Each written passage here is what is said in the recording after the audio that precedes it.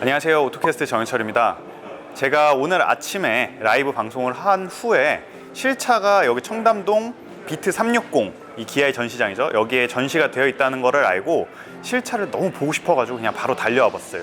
사진으로 봤을 때는 제가 이전 소렌토에 비해서 수치가 많이 커졌기 때문에 진짜로 좀 커 보인다, 이 사진상으로 그런 느낌이었는데, 이 옆에 사람들도 있고 그렇게 비율을 따지다 보니까 실제로 와서 봤을 때는 아주 그렇게 거대한 느낌은 아닙니다. 그래서 이제 실제로 보니까 좀 이런저런 부분이 좀 다르기도 하고, 사진이랑 제가 한번 디자인에 대해서 조금 더 깊이 살펴보도록 하겠습니다.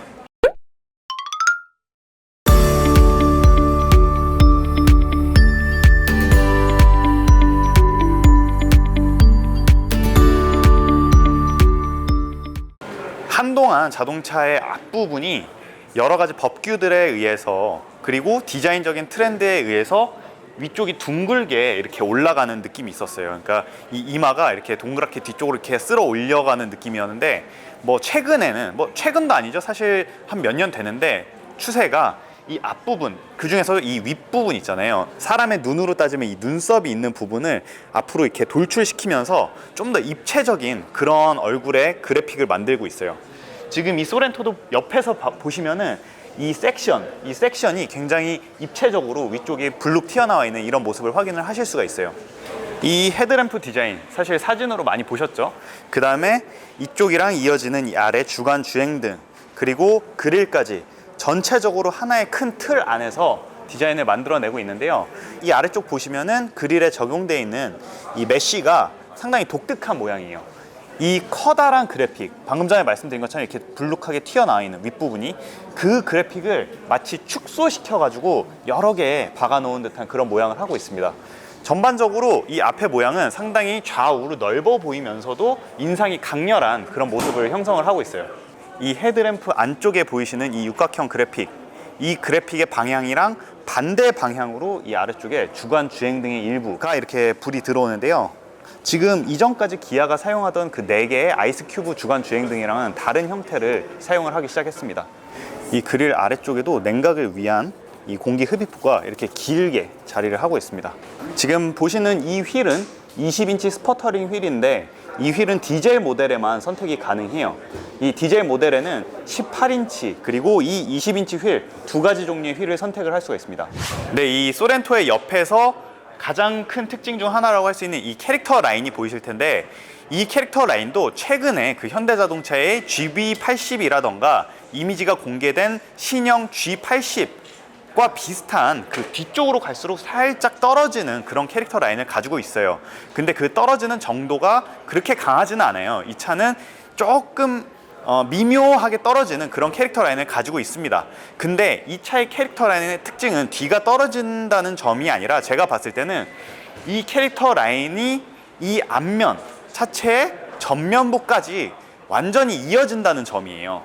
이 전면부까지 이어지는 캐릭터 라인이 쉽지 않은 점은, 이 캐릭터 라인이 앞으로 가면서 돌거든요. 코너라 불리는, 디자인적으로 코너라 불리는 저 모서리 부분을 돌아 나가는데, 이렇게 긴 라인을 입체적으로 꼬이지 않고 풀어낼 수 있는 디지털 모델링 혹은 클레이 모델링에서 이 부분을 이렇게 꼬임 없이 시각적으로 깨끗하게 표현하는 것은 사실 쉽지 않아요. 그래서 이거는 상당히 솜씨 좋은 그런 디자인이다, 이렇게 말씀을 드리고 싶습니다.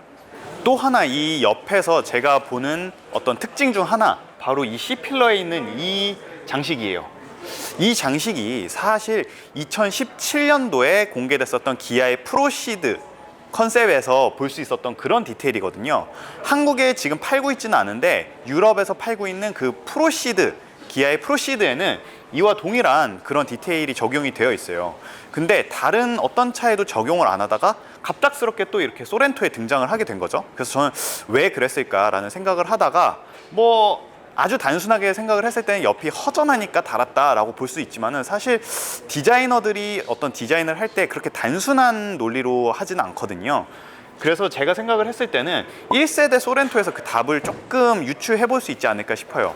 1세대 소렌토가 이 C필러에 굉장히 강한 힘을 줬었거든요. 그 당시에 그 벤츠의 M클래스가 가지고 있었던 그 강렬한 두꺼운 C필러의 그래픽을 1세대 소렌토도 가지고 있었는데, 어떻게 보면 그거에 대한 약간 일종의 오마주가 아닐까라는 제 개인적인 생각입니다. 이런 부분은 나중에 행여라도 이 소렌토의 디자이너를 직접 만나게 되면 한번 물어보고 싶은 그런 내용이에요. 네, 이 뒷면도 자세히 보시면은 이 윗부분, 이 눈썹이 있는 부분, 사람의 얼굴로 따졌을 때 그 부분이 이렇게 툭 튀어나와가지고 아주 인상이 깊어 보이는 그런 느낌을 하고 있어요. 이게 앞과 뒤에 어떤 통일성을 주는 그런 요소가 되고, 그 다음에 저는 이 램프가 어떨지, 실제로 보면 어떨지가 상당히 궁금했거든요.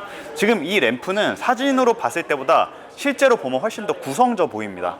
이 안쪽 디테일도 그렇고 전반적으로 이 차의 뒷면의 느낌을 아주 강하게 만들어 주고 있어요. 그리고 재밌는 점은 제가 사진에서 미처 캐치하지 못한 부분인데, 이 네모의 안쪽 아랫부분은 이렇게 깎여져 있어요. 그래서 이 부분은 뭐 작은 디테일인데 디자이너가 이런 부분을 신경을 써서 디자인을 했습니다. 그 다음에 이 차량의 앞면 디자인에서 이 위쪽으로 치켜 올라가는 면들을 볼 수가 있어요. 가령 그 그릴, 그 아래쪽 긴 공기 흡입구의 아래 보면은 범퍼의 디테일들이 있고, 그 위에 보면 이렇게 위쪽으로 이렇게 잡아놓은 면이 하나가 이렇게 안쪽으로 들어가거든요. 그거랑 동일한 면을 뒤쪽에도 잡아놨어요. 이런 면을 잡아놓으면은 상대적으로 큰 크기를 가지고 있는 이런 SUV가 처져 보이는 듯한 그런 어떤 무게감, 그런 부분을 시각적으로 이렇게 끌어올려줘가지고 긴장감을 형성을 하는 거죠. 그 다음에 예상하셨을 것 같은데, 이 아래쪽 이 형태는 실제로 구멍이 뚫려 있는 머플러는 아니고 그냥 형태만 이렇게 잡아놓은 그런 모습입니다. 이 후방 카메라가 지금 이 뒤쪽 기어 엠블럼의 아래쪽에 자리를 하고 있어요. 제가 처음에는 이 트렁크를 여는 버튼이 여기에 있겠거니 라고 했는데, 보니까 그 트렁크를 여는 버튼은 여기에 있습니다.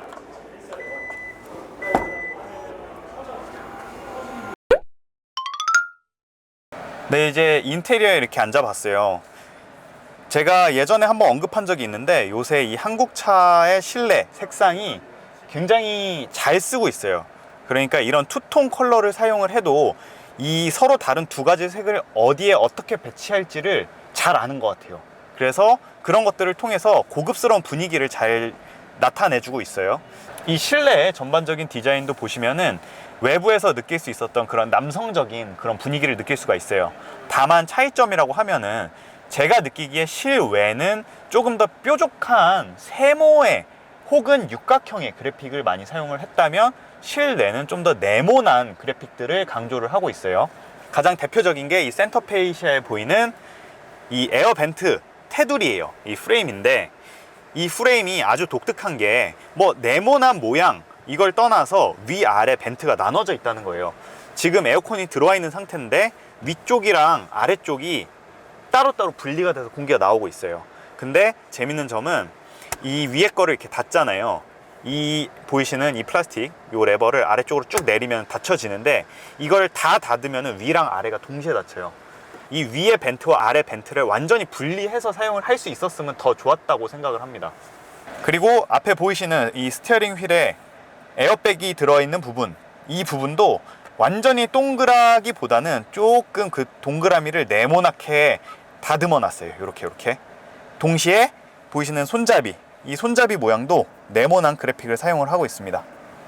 이 앞쪽에 보이시는 디지털 클러스터, 그 다음에 가운데 이 인포테인먼트 스크린이 이어지는 듯한 이런 형태 디자인은 사실 요새 굉장한 트렌드죠.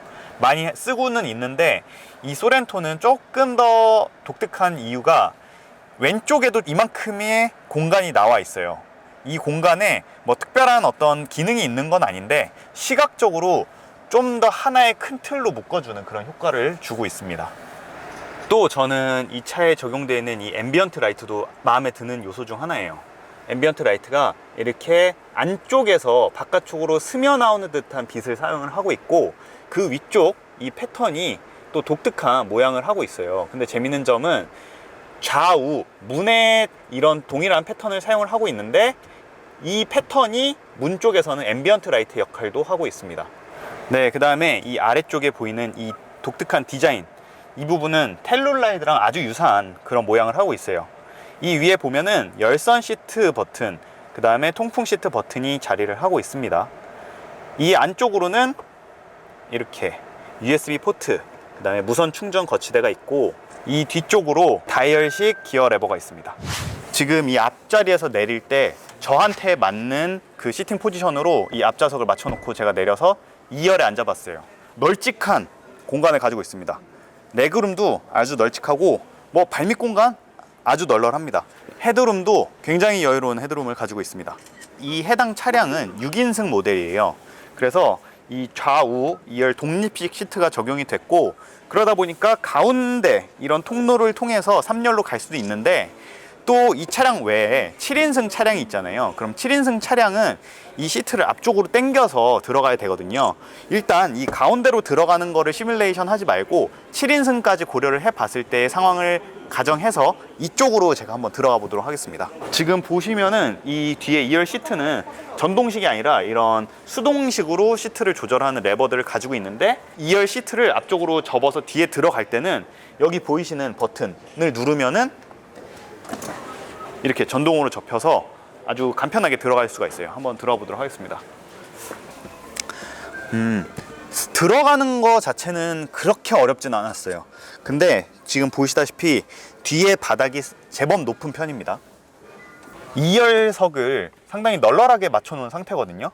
그 상태에서 지금 제가 3열석에 앉았는데 무릎 공간의 여유는 조금 있어요. 그래도 보시다시피 무릎 공간은 사실 불편하다고까지는 못하겠어요. 제가 불편할 정도는 아닌데, 다만 이 밑에 바닥이 굉장히 높아요.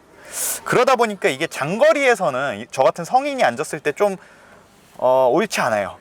그치만은 무릎 공간이 제법 여유가 된다는 점은 전 좀 인상적이네요. 그리고 헤드룸은 요 정도, 제 손가락으로 한 2개에서 3개 정도의 공간이 나옵니다. 그리고 또 한 가지 3열석에서 마음에 드는 점은 이렇게 3열석을 위한 독립된 공조장치를 가지고 있습니다.